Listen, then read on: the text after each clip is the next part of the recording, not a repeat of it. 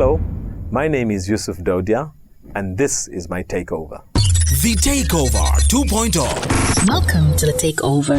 All rights reserved. Unauthorized broadcast prohibited. My name is Yusuf Dodia, and I was born here in Lusaka.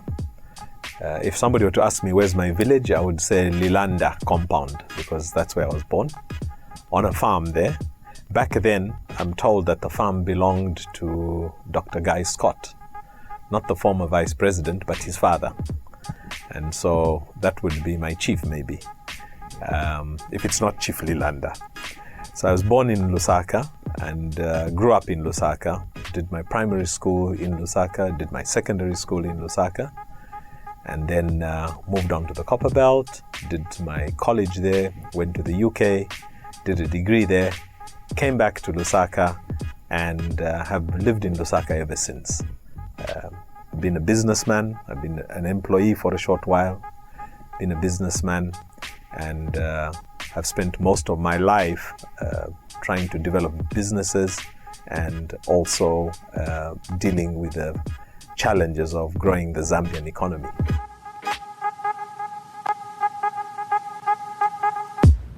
As a child, what did I wish to become?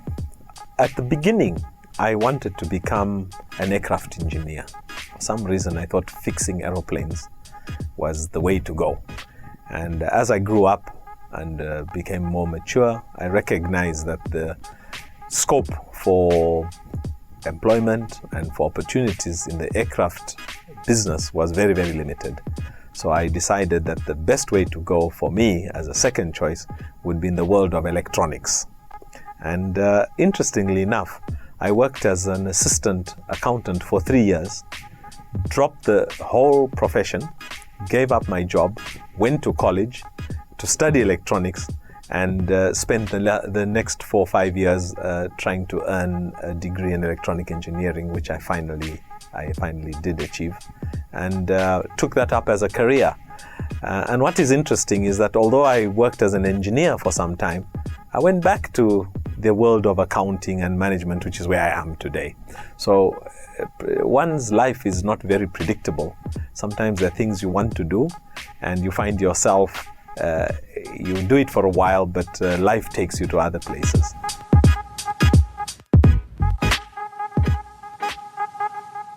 What's my favorite breakfast? I think I love some muesli with some yogurt. It makes me feel invigorated, and I don't feel like I've overeaten.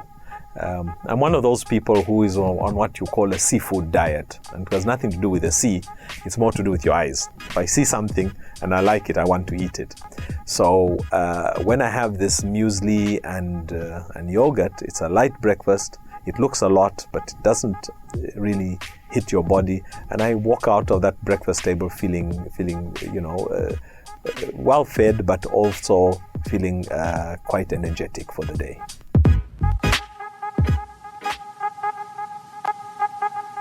If I could eat only one food for the rest of my life, it would be nshima, kapenta, and kalembula.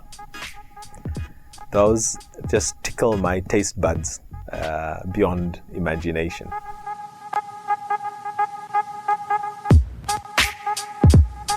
My favorite childhood memory is one where I was very young. I think I might have been 3 years old. And I was lying down on the ground in my yard at home, looking at the neighbor's yard through the wire fence. And the neighbor was a white family, and their little child had a tricycle, a 3-wheel bicycle, and he was riding, and I was just wishing for that bike. And I did this for 1 or 2 days. On the 3rd day, my father brought me one. Came from work with a bicycle in the car. I looked at it. I was so overwhelmed by it, I never touched it for 3 days, and only recognized that it was my bicycle 3 days later. And I'll never forget that.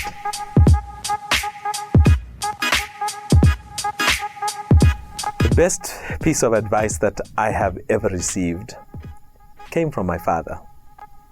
And I don't know whether it was an advice or it was just a statement. He said to us, and said to me specifically, I will not leave you wealth. I will not leave you things that you can say are items I saved up to give you, because I don't have those things to give you. But what I will leave you with is a good name. And by that he meant that he himself was going to leave a legacy to his family of a person who, whenever I meet people and I mention my father was so-and-so, they would say, oh, that was a great man. That man was good. That man did this for me. That man helped me in that way. And it has taken me all this time to appreciate what a good name means. And I think that's the best piece of advice I have ever received, and I will also pass on to my children.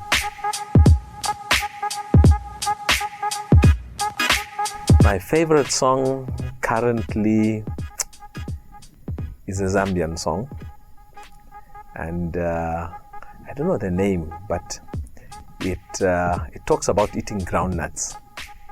In my mouth I had all these groundnuts, but it takes one bad groundnut to make you spit everything out. I'm sure everybody out there knows it.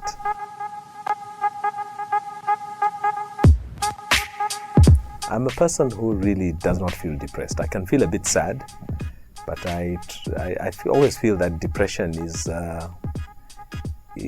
defeatist. So I look at the positive side.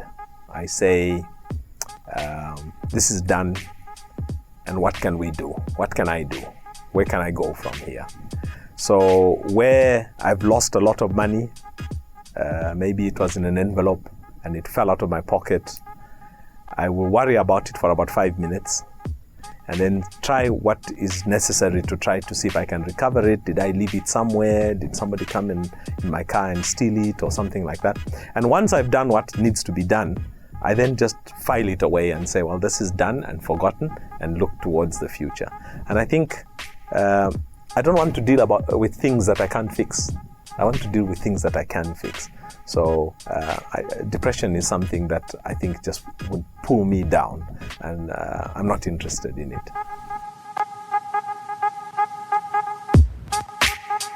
What is the one quote that I live by? It's be the change that you want to see in the world. Do the things that you would like to see done in this world. Don't wait for other people to do it. Do it yourself.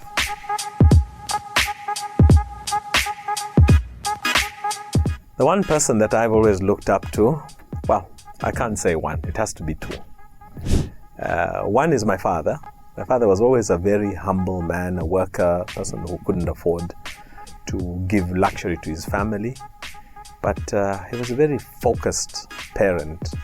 And I come from a mixed family, meaning that the prejudices of the time were very strong, and my father guarded his family jealously against prejudice. And today I benefit from it. I'm a stronger human being. I'm a more focused human being. I'm a proud human being because of the way that my father brought up his family, including me. But there's another person who I've always looked up to, and that is Kenneth Kaunda, first president of Zambia. This was a man with vision. You know, most of the things we are trying to do today, Kaunda tried to do 30, 40 years ago, and nobody understood him. And for me, I look at a person who might have been a school teacher, but took over presidency of a country and had vision. He may not have been perfect, but he had vision beyond most of the leaders that I have come across in my lifetime.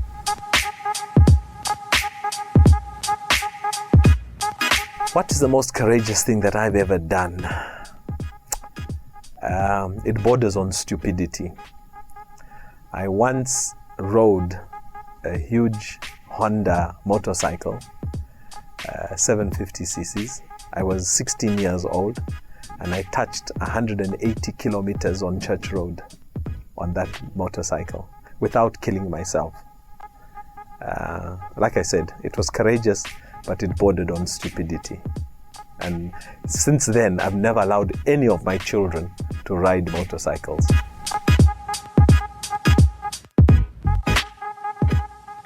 Do I have any regrets in life? I don't think I do. I believe that we give life what we can, and we take stock of what we do on a daily basis, and what we miss, we miss. There are always opportunities ahead. So I basically don't focus on regrets. So I can't say I have any.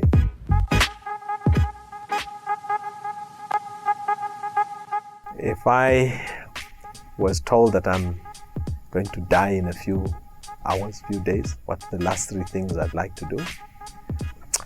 I'd like to talk to my entire family. I'd like to get a bird's eye view of my country. I'd like to stand on top of a hill and see the trees and see the land and breathe the fresh air and smell the wind and hear the birds cry.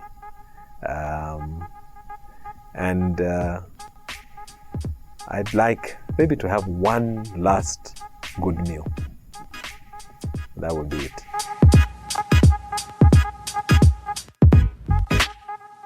I would want to read Judas Iscariot's mind. If I had the capacity to read minds, I would want to read Judas Iscariot's mind to find out what made him do the things he did.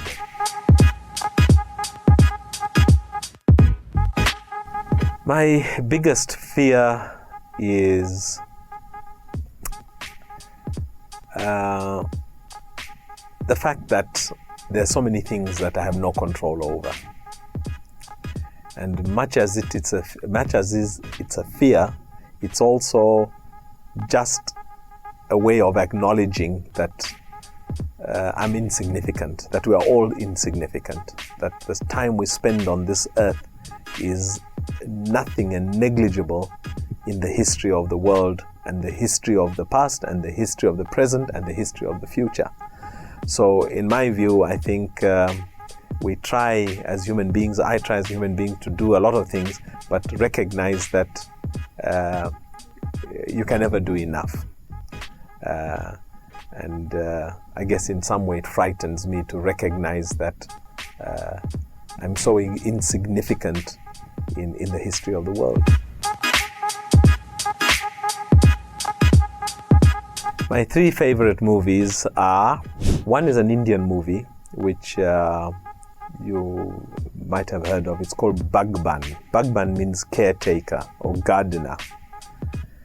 And it's a movie about a family where the father spends all his resources bringing up his 4 sons. But at the end of the day, the 4 sons throw the father and mother aside like an old newspaper.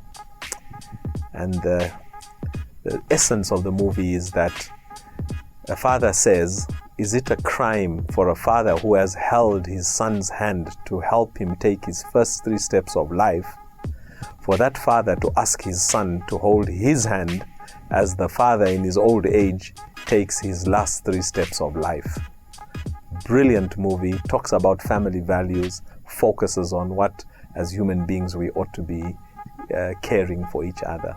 Another movie that for me is the favorite was The Green Mile, a movie with Tom Hanks about death row and about a black man who was wrongly charged for the murder of 2 white girls back in the 1920s, and how he's prepared to hang and be electrocuted actually for a crime he didn't commit.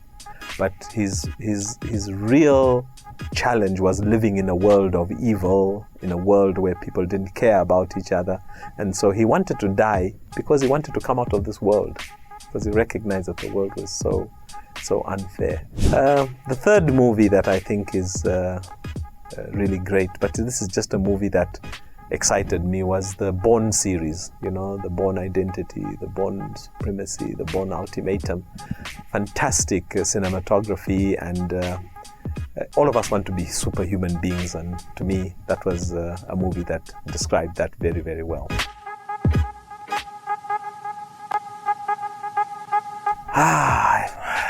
If my life was a movie, what gospel song would be the soundtrack? It's not actually a gospel song, I think, but a song quite close. Have you ever heard of Hallelujah by Leonard Cohen? Fantastic song. It's a song I sing every day, and it's a song that really focuses on how you can appreciate life and what life has to offer. My name is Yusuf Dodia, and that was my takeover. The Takeover 2.0.